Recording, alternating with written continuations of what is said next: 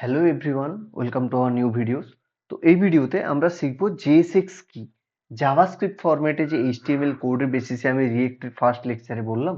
তো আমরা সিম্পল যদি একটা জেএস ফরম্যাটে লিখি, এটা অ্যাপ ডট জেএস রয়েছে, কিন্তু সিম্পল ভাবে যখন আমরা জাভাস্ক্রিপ্টের এক্সাম্পল দেখতাম বা ভ্যারিয়েবল ক্রিয়েট করতাম, ফাংশন ক্রিয়েট করতাম, সেই ধরনের যদি code without react app create করে যদি আমরা সিম্পল একটা ভিএস কোডের মধ্যে রান করাই না কোডটা, তাহলে এটা রান করবে না। তার কারণ কি বলেছিলাম? তার কারণ বলেছিলাম এটা জেএসএক্স ফরম্যাটে লেখা থাকে। তো জাভাস্ক্রিপ্ট এক্সটেনশন অর্থাৎ জেএসএক্স যে মেন সিনট্যাক্স রয়েছে, ওটা কি করতে লাগে, মানে কোথায় ইউজ হয় বা কেন ইউজ হয়, কি এটা? জেএসএক্স হলো জাভাস্ক্রিপ্টের একটা সিনট্যাক্স, যেটা আমরা সাধারণত রিয়েক্টে ইউজ করে থাকি।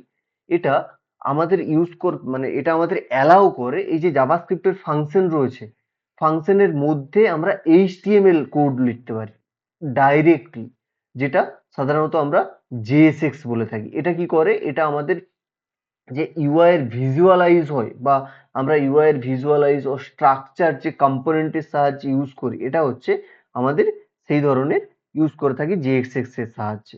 তো জাভাস্ক্রিপ্টের কি আছে? জাভাস্ক্রিপ্ট এক্সটেনশন সিনট্যাক্স, জেএসএক্স এর ফুল ফর্ম। এবং এই জাভাস্ক্রিপ্টের এক্সটেনশন সিনট্যাক্সে কি হয়, সবার প্রথম আমরা যদি আমরা এটা সিম্পল ভাবে ইউজ করি, তাহলে এটা রান করবে না। রিয়েক্টের ক্ষেত্রে কি হয়, জাভাস্ক্রিপ্ট এক্সটেনশন সিনট্যাক্স সবার প্রথম একটা কোড লিখে জাভাস্ক্রিপ্টে, তার মধ্যে আমরা এইচটিএমএল ইউজ করি।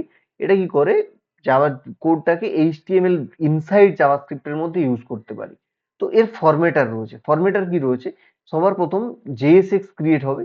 জেএসএক্স ক্রিয়েট হওয়ার পর এর মিডিলে একটা থাকবে ইন্টারনাল টুল, যাকে আমরা বলে থাকি বাবল। বাবল ক্রিয়েট করে, বাবল কি করে, বাবল জেএসএক্স কোডটাকে জেএস অর্থাৎ জাভাস্ক্রিপ্ট কোডে রূপান্তরিত করে।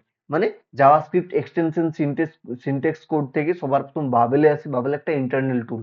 আমরা যদি বাবলের অফিসিয়াল ওয়েবসাইটে যাই, বাবল জেএসএক্স, তো এইখানে দেখবো এটা হচ্ছে বাবলের অফিসিয়াল ওয়েবসাইট। এটা হচ্ছে একটা টুল, জেএসএক্স এর টুল ইউজ করতে পারি, টুল বলে বলতে পারি। তো আমরা এখানে ট্রাই ইট আউট করবো। ট্রাই ইট আউট কি করব? ট্রাই ইট আউটে হচ্ছে আমরা এই যে জাভাস্ক্রিপ্টের ফাংশনের মাই বাটনটা রয়েছে, এটাকে এইখান থেকে নেব। এইভাবে জাভাস্ক্রিপ্টের ফাংশনের মাই বাটন, যেটা আমরা রিয়েক্টের ক্ষেত্রে আহ, দেখেছি, এই এক্সাম্পলটা আমরা কি করব, এখানে পেস্ট করব। তো যখন আমরা এখানে পেস্ট করব, তখন কি হচ্ছে, এই যে জেএসএক্স কোডটা রয়েছে, ফাংশন মাই বাটন, এক্সপোর্ট ডিফল্ট ফাংশন মাই অ্যাপ, এটাকে এ পুরো পিওর ভাবে জাভাস্ক্রিপ্টে কনভার্ট করছে। এই বাবলে যখন আমরা আসবো, এই কনভার্সনটা এটা কিন্তু ইন্টারনালি হবে, এটা আমরা দেখতে পাবো না, কিন্তু অ্যাকচুয়ালি কনভার্সন আমরা এইভাবেই হবে। ঠিক আছে?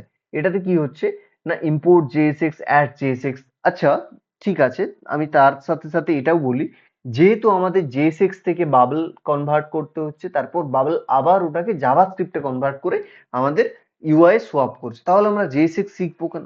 জেএসএক্স শিখবো আমাদের যে কম্পোনেন্ট বেসিসে কোড ক্রিয়েট করা, একটা ইউআই যখন কোড ক্রিয়েট করবো, ওর কম্পোনেন্ট ক্রিয়েট করা আলাদা করে, বাটন ক্রিয়েট করা আলাদা করে, যেগুলো জাভাস্ক্রিপ্ট আর এইচটিএমএল আলাদা আলাদা আলাদা ভাবে ইউজ করতে হলে আমাদের হিউজ টাইম লাগবে, আর যেটা ডিফিকাল্ট হয়ে যাবে।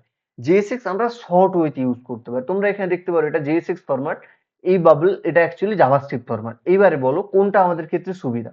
পিওর জাভাস্ক্রিপ্টের ক্ষেত্রে কি কি করতে হচ্ছে, প্রত্যেকবার আমাদের import JSX at JSX something, তারপর from react JSX run time, এইভাবে আমাদের সবার ইম্পোর্ট করতে হচ্ছে। তারপর আমরা ফাংশন ক্রিয়েট করছি, ফাংশনের মধ্যে রিটার্ন টাইপের মধ্যে কি করছি, এটা একটা জেএসএক্স টাইপ, জেএসএক্স টাইপস এর মধ্যে বাটন ক্রিয়েট করছি, বাটনের মধ্যে আমরা আবার একটা অবজেক্ট ক্রিয়েট করছি, এই অবজেক্টটা রয়েছে চিলড্রেন, চিলড্রেন্স এর মধ্যে আই এম বাটন, এই টাইপস এর অবজেক্ট ক্রিয়েট হচ্ছে, করে এই ফাংশনটা কমপ্লিট হচ্ছে। তারপর আবার আমরা আরেকটা ডিফারেন্ট ফাংশন ক্রিয়েট করছি, এক্সপোর্ট ডিফল্ট ফাংশন মাই অ্যাপ, ওই মাই অ্যাপ থেকে রিটার্ন কি করছি, পিওর। এর মধ্যে আবার জেএসএক্স এস বলে, এই যে যেখানে এটা আমরা ইম্পোর্ট করেছি, সেটাকেই আমরা এখানে অ্যাড করছি। ওর মধ্যে আবার ডিভ রয়েছে, ডিভ থেকে চিলড্রেন রয়েছে, আবার সেম ভাবে অবজেক্ট ক্রিয়েট হচ্ছে, অবজেক্টের মধ্যে আবার ইনার অবজেক্ট, তার মধ্যে আবার চিলড্রেন, চিলড্রেন্স এর মধ্যে ওয়েলকাম টু মাই অ্যাপ। তো এইরকম ভাবে যদি আমরা উইদাউট জেএসএক্স ইউজ করি, বাবল আমাদের এই কনভার্সন যেটা করছে জাভাস্ক্রিপ্টে, এটা আমাদেরকে নিজেদেরকে করতে হবে। জেএসএক্স আমরা এই কারণে ইউজ করব, যেটা শিখতেও সুবিধে, এবং যে একটা কোড কম্পোনেন্ট ফরম্যাটে লেখা, ঠিক আছে, এই ফরম্যাট একটা অনুযায়ী আমাদের ম্যাটার করবে। আশা করি আমরা 1-2 ক্লাসের মধ্যে পুরোপুরি জেএসএক্স শিখেও যাব।